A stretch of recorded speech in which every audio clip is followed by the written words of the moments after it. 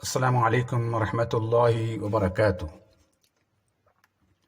بہت سے دوستوں نے، بہنوں نے، بھائیوں نے ای میل کی ہوئی ہے۔ معذرت خواہ ہوں کہ مصروفیت کی بنیاد پہ میں ان کو نہیں پڑھ سکا، اور کافی عرصے کے بعد میں نے آج پڑھے ہیں، اور آپ کے جواب بھی انشاءاللہ دیتا رہوں گا۔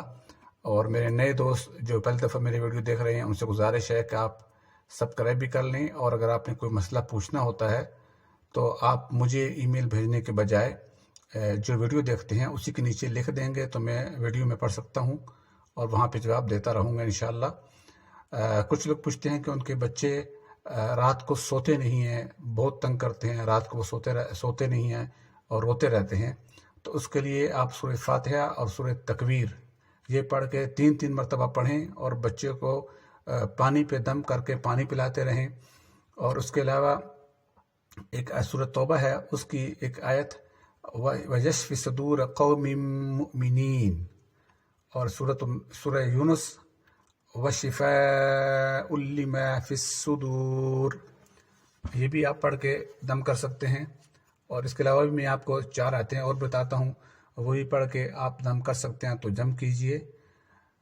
ایک ہے سورۃ النحل، یخرج من بطونها شراب مختلف الوانه فیہ شفاء للناس، یہ بھی آپ پڑھ سکتے ہیں۔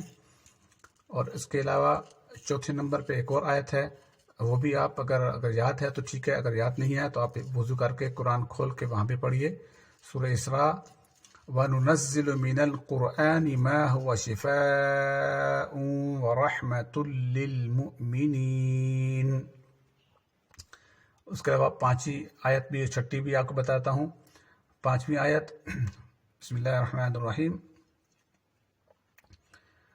سورۃ الشعراء وَإِذَا مَرِضْتُ فَهُوَ يَشْفِينِ، سورہ حامیم السجدہ قُلْ هُوَ لِلَّذِينَ آمَنُوا هُدًى وَشِفَاء، یہ آیت پڑھ کے آپ دم کر کے بچوں پہ دم کریں، انشاءاللہ ضرور شفا ہوگی۔ اللہ آپ کو اور ہمیں سلام۔ اگر آپ کو ہمارے یوٹیوب چینل کی ویڈیو پسند آئی ہے تو اس کو آپ لائک کریں، کمنٹ کریں اور سبسکرائب کر لیں، تاکہ آئندہ آنے والی ویڈیو بھی آپ کو وصول ہوتی رہے۔ بہت شکریہ۔